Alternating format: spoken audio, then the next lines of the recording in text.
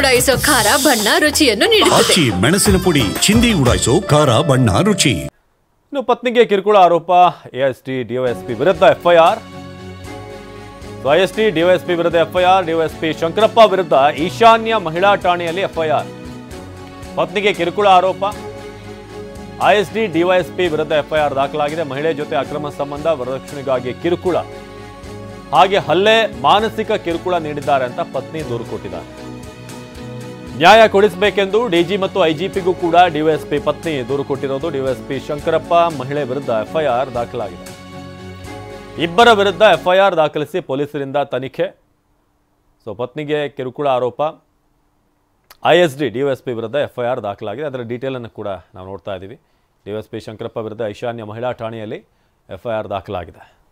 ಮಹಿಳೆ ಜೊತೆ ಅಕ್ರಮ ಸಂಬಂಧ, ಹಾಗೆ ವರದಕ್ಷಿಣೆಗಾಗಿ ಕಿರುಕುಳ ಅಂತ ಅದರಲ್ಲಿ ಮೆನ್ಷನ್ ಮಾಡಲಾಗಿದೆ. ಜೊತೆಗೆ ಹಲ್ಲೆ ಮಾಡ್ತಾ ಇದ್ರು, ಮಾನಸಿಕ ಕಿರುಕುಳ ನೀಡಿದ್ದಾರೆ ಅಂತ ಈಗ ಪತ್ನಿ ಡೀಟೇಲ್ ಆಗಿ ದೂರು ಕೊಟ್ಟಿರೋದು. ನ್ಯಾಯ ಕೊಡಿಸಬೇಕು ನನಗೆ ಅಂತ ಡಿಜಿ ಹಾಗೆ ಐಜಿಪಿ ಅವ್ರಿಗೂ ಕೂಡ ಡಿವೈಎಸ್ಪಿ ಶಂಕರಪ್ಪ ವಿರುದ್ಧ ಮಹಿಳೆ ದೂರನ್ನು ಕೊಟ್ಟಿರೋದು.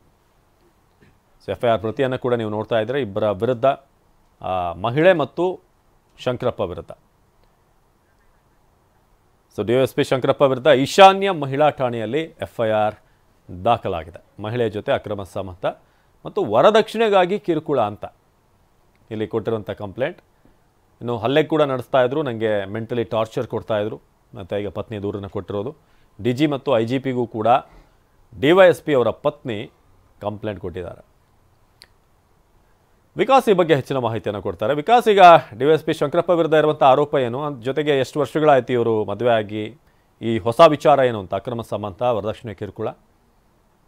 ಈಗ ಡಿವೈಎಸ್ಪಿ ಶಂಕರ್ ವಿರುದ್ಧವಾಗಿ ಈಗ ಈಶಾನ್ಯ ಮಹಿಳಾ ಪೊಲೀಸ್ ಠಾಣೆಯಲ್ಲಿ ಎಫ್ಐಆರ್ ಅನ್ನ ದಾಖಲು ಮಾಡಲಾಗಿರುವಂತದ್ದು.